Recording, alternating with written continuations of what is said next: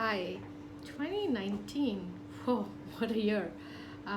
It has been a year of the Brexit continuing to be elusive, of Eliud Kipchoge being the fastest marathon runner at 34, while most athletes retire at 30, and Greta Thunberg being a Times person at 16, both of them proving that age is just a number. It has been the year of the popularity of Beyond Meat and WeWork topics for exact opposite reasons, showing what is possible and what is not. It has also been the year when the Nobel Prize for Economics was won by Esther Duflo, I think one of the youngest females to ever win it, and her husband Abhijit Banerjee and Kremer, who have experimental methods to alleviate global poverty. And also the rise of user generated content. I mean, talk of TikTok, 500% year on year growth, and to be honest, I actually love them. Quite addicted. It has also been the year when the Silicon Valley season 6 became the last season of it. Also, the year when the iconic Victoria's Secret show has been cancelled. I don't know, maybe to reflect changing times. It's been the year when Peloton lost $1.5 billion of value thanks to a tasteless dystopian advert. A power packed year for Nancy Pelosi, Alexandra Ocasio Cortez, Nirmala Sitharaman, and Ruth Bader Ginsburg, who continues to be alive and well despite surgeries. Um, I guess it has also been a payback year. I'd say when you think of Epstein, R. Kelly, and the hashtag Me Too, yeah, absolutely.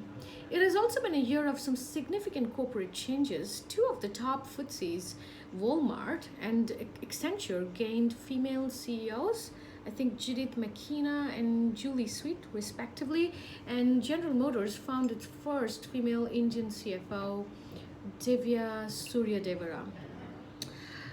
2019 was also a sad and shameful year when you think about El Paso, Christchurch, and the Nairobi Dusit shootings. But that being said, it was also a fabulous year when Jacinda Ardern of New Zealand banned firearms and Sanna Marin of Finland became the youngest prime minister at 34. Damn. I guess 2019 was also a year when natural calamities also showed, what they can do. Think of Cyclone Idai that killed more than 1,500 people in Mozambique, Malawi, Zimbabwe, and Madagascar. And also, I think earlier in the year, there was the sad, tragic plane crash at Addis Ababa of the Ethiopian airline 302. That was sad. India continued to top the good and the bad news. At least 10 reported cases of national outrage against rape, two of which were, I think, minors. It was also a year when Kim Jong un met both Vladimir Putin and Donald Trump within a month of each other. And I have to say, we were all a bit tense that day. I think I tried to say my goodbyes post my coffee to everyone at home. It was also a power packed year for Christine Lagarde, who became the first woman serving as president of the European Central Bank, and Ursula von der Leyen, who serves as president of the European Commission and will go on to make policies for 700 million people. I think it was a fabulous, sweet year for Prince Harry and Meghan, who gave birth to Archie, and she's also one of my favorite royal of all times. For me personally, one of the most exciting moments of this year was when the first all-female spacewalk finally happened. But sadly, it was also the year when two female K-pop stars committed suicide in their hotel room, condemning sexual abuse and depression as the cause. 2019 has also been the year when women continued to get less than 7% of venture capital. Ooh, with all those blogs and tweets and panels, we really sorted it, didn't we? um, it was also a year when we saw the real picture of a black hole for the first time. It was a year in which Julian Assange was arrested for WikiLeaks, and the Mueller report came and went. A year in which Hong Kong protested a controversial bill and we lost the great Parisian beauty, the Notre Dame Cathedral, that burned. 2019 was a year when Taiwan legalized same sex marriage. Yeah, That's right.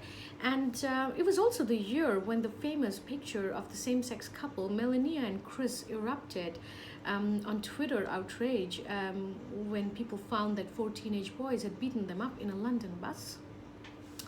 It has also been a year of hopes. I mean, 250,000 people tried Veganuary earlier this year. And I think a record 6 million young people supported Greta Thunberg in the climate change activism strikes. Um, I guess Patagonia clocking in 1 billion of revenue clearly showed how B Corps can have values and profits hand in hand, and also that the VC uniform is very successful.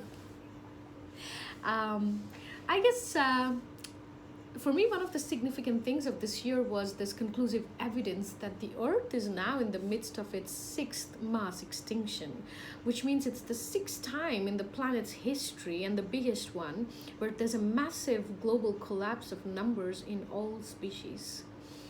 It is also a landmark year for anthropologists who found other humans such as Australopithecus afarensis and Homo luzonensis.